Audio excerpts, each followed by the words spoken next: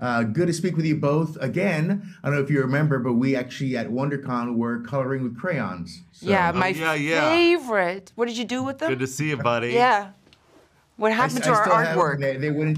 They went into the video. Yes, we're gonna frame them and put them on the fridge. So thank Good. you very Oh, much great, for bringing us okay. there. Very proud of my work.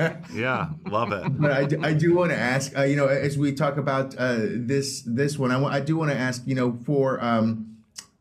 for Hilda, there was points where she seemed in control, but also kind of manic at sometimes too. How did you kind of see her as a character?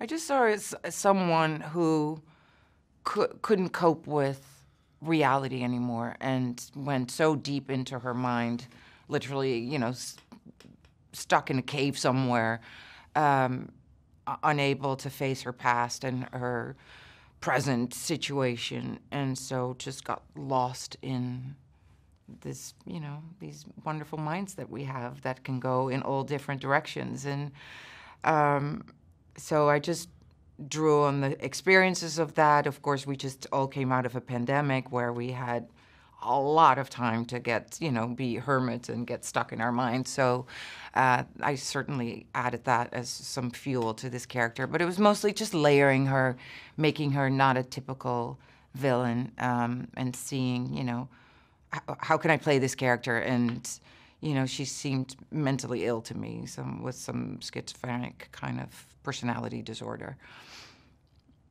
When it comes to Gideon, there's kind of a little bit of a sadness about him too, because he wants to escape a lot too.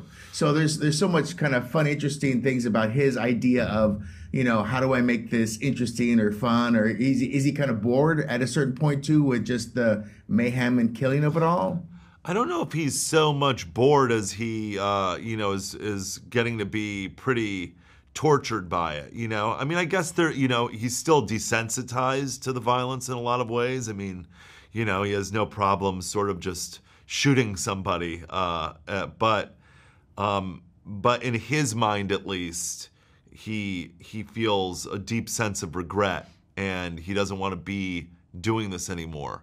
He's in his mind, he's a tortured artist whose day job is being a fascist dictator, and who's the odd man out in his family and not respected in the way that he should be, and has a lot of self-hatred for the way that he's lived his life and not followed his dream properly, and blah, blah, blah. So, yeah, that contributes to him being a big, sad bear. Before I let you go, Famke, I have to ask, of course, we just saw Deadpool Wolverine trailer just came out too. I do want to ask, with Jean Grey, was there ever anything where they told you more story or more with Jean Grey out there, or was it always a kind of a tragic ending with her story when they talked to you about her? When initially I signed up for the X-Men franchise. Yeah, when you signed up, or even as you were moving along through As we were moving along, I honestly don't think anyone knew where they were going to take it. I mean, everyone knew the Phoenix saga, and, we only touched upon that slightly in the X-Men Last Stand, and then obviously it was later on done with, in an actual Phoenix movie. But, surprisingly, Jean Grey kept coming back in terms of, after she died, and then coming, and then there's the Phoenix, and then there's, the dream sequences in the Wolverine. So it just, I think no one really knew. And then, of course, Days of Future Past, where, that there was a moment there. So it's just, it's gone in all different directions that I don't think anyone could have predicted. But Deadpool, no, I'm not in Deadpool, and I've been asked so many times, but people soon see. I'm definitely not in it. And I'm not in Deadpool either. No. When we deal with time, we can always make things happen. You never know. But exactly. I want to thank you both Time's not linear, so, multiverses, I'm everywhere. You? Oh, all absolutely. At once. No, I'm in too many places and too many times. Thank you very much. I look forward to coloring with you both again, You too.